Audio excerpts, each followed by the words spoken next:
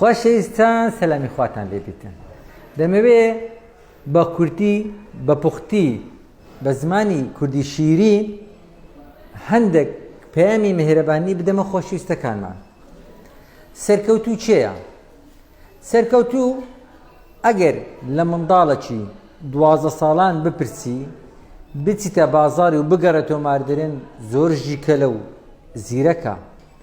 ئەگەر 4 ساڵان بیتن کۆنتڕۆلی میزکردنی خۆی بکە دەرێن کەسێکی عاقڵە خاوێن و باوێنە. بەڵام دڵنیا بە ئەگەر بیە 90 ساڵ تانیت بچیە مەرافقی حادزەی خۆت جێبەجێ بکەی بەبێ ئەوەی کەسێکی تکا حەورەتت ببینیتن یارمەتیت بدالەوەی دەرێن اختیارەکی دەست بەدەستنێک و خاوێن و باوێنە. لۆیەکە ئەو سەرکەوتنانەی کە تەمەشای دەکەی ئەگەر عمرت بۆ 90 ساڵ تانیت بچیە بازاری و بێەوە دەرێن کابرایەکی چست و پوستە. کەواتە کاتێک کە ئیجازە سایقی وەردەگری لە 18 ساڵی بزانە ئەگەر بیە 98 ساڵ تانیت ئیستیفادە لەو ئیجازە سایقی بکەی ئەتو زۆر بەبەختی، چونکە ناتوانانی ئیستیفادەی لێ بکەی یان لە دنیا نەمای یان چاوەکانت زەعیف بووە و کەلکی سایقیکردن نەمایە.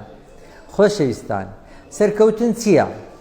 سەرکەوتن زۆر جاران ئەمە لە دووی وێڵین هەوڵ دەدەین دەمانێت بگەینە سەرکەوتن. سەرکەوتن ئەو کەسە سەرکەوتووە کە لە هەموو بوعدەکانیدا سەرکەوتوو بیتن. سەرکەوتوو بیتن یەکەم شت عیلاقەت لەگەڵ خوای گەورە زۆر مهمە. لەگەڵ خوای گەورە ڕاستگۆبی کەوا خوای گەورە ئەوەی پێیدای جێبەجێ بکەی بە جوانی. پێی گوتی ئەو شتەی بکە بکە ئەو شتەی مەکە مەکە.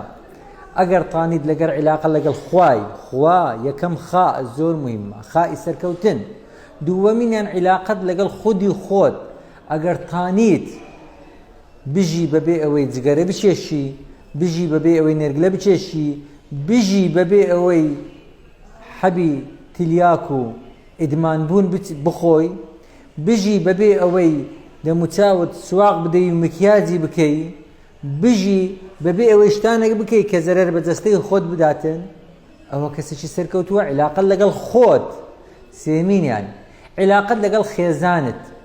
خێزانت یعنی ئەو کەسەی کە لە دەرێ سەرکەوتووە گرینگە لە ناو ماڵەکەی خۆش سەرکەوتوو بیتن. گرینگە منداڵەکانت بە خۆشەویستترین میوان دابنێی، چونکە ئینسان حەز ناکا لەگەر هاوسەرەکەی خۆی بەشەڕ بێ لە پێش میوانان. کەواتە منداڵەکانت جوانترین میوانی ژیانتن، میوانی ناو بنەماڵەتن. لۆیەکە لەگەڵ هاوسەرەکانت زۆر دڵخۆش بن. ئافرەتەکان لەگەر پیاوەکانیان، پیاوەکان لەگەر ئافرەتەکانی خۆیان دڵخۆش بن، سەرکەوتوو بن. ئەگەر دەتەوێت زۆر سەرکەوتوو بی لە حەیات پێویستە یەک ئافرەتی بە توندی بە جوانی بیگری تاوەکو سەرکەوتنی گەورە بەدەست بینە لە ژیاندا. چارەمین شت سەرکەوتن کە زۆر گرینگە ئەو خوێندنەی کردیتت، ئەو ئیشەی کە دەیکەی هەوڵ دەی ئەو عیلاقەی لەگەر خەڵکی دروستت کردیە عیلاقەکی جوان بیتن. چونکە ئەدین المعاملەیە.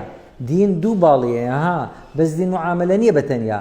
ئەدین المعاملەیە، بەڵام لە بۆ چێ؟ لە بۆ ئەوانەی کەوا عیبادەتە شەعائیرەکانیان کردی بیتن، کەوا نێژی بکەن، کەوا خوای بە حەق بزانن، کە بزانن ئەو خوایە کە خەڵقی کردیە. لۆیەکە عیلاقەت لەگەڵ خوات زۆر زۆر گرینگە، عیلاقەت لەگەڵ خۆت گرینگە، عیلاقەت لەگەڵ خێزانت گرینگە. و 6 کەس لە میراتی بێبەش نابیتن و بزانن ئەوانەنا داک باب کوڕ کچ هاوسەر یعنی ژن مرد. ئەو 6 کەسەیە بێبەش نابن ئللا ئەگەر مانەعەکی گەورە هەبیتن. مەسەد ئەگەر کوڕێک بابی خۆی بکوژی ئەنی کە لە بێبەش دەبی لە میراتی ببیتە هۆی فەوتانی ئەو کەسەیە، و ئللا ئەو 6 کەسەیە کە قەرابەی دەرەجەیەکن. و ئەو عیلاقەیەش عیلاقەی بەس دنیوی نییە، چونکە ساڵحبوونی داکوبابی ڕزقی منداڵی زیاد دەکا. خوای گەورە لە سوورەتی کە فێری کردینە گوتیە پیاو چاکەکە و حەزرەتی موسای بڕۆ ئەو دیوارەی چا بکەوە، چونکە ئەوانە بابیان ساڵح بووە. ساڵحبوونی داکوبابی ڕزقی منداڵی زیاد دەکا.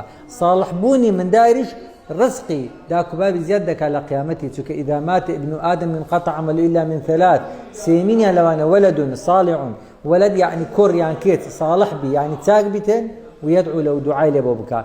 لێ هەوڵدەن منداڵەکانتان فێر بکەن تدریبیان پێ بکەن کە دوعا لە داکوبابەکانی خۆیان بکات. کەواتە عیلاقەت لەگەڵ خوات، عیلاقەت لەگەڵ خۆت، عیلاقەت لەگەڵ خێزانت و عیلاقەت لەگەڵ خەڵکی لە ڕێگەی ئەو ئیشەیە کە دەیکەی لێکە مهرەبانی دەوێتن. سەرکەوتن ئەوەیە اهتمام بە عەقڵمان بدەین، اهتمام بە دڵمان بدەین، اهتمام بە جەستەمان بدەین، لە هەر سێ جانبی خی گەورە سەرکەوتومان کە إن للمتقين مفازا حدائق وعنابا وكواعب أطرابا وكأسا دهاقا لا يسمعون فيها لغوا ولا كذابا جزاء من ربك عطاء حسابا.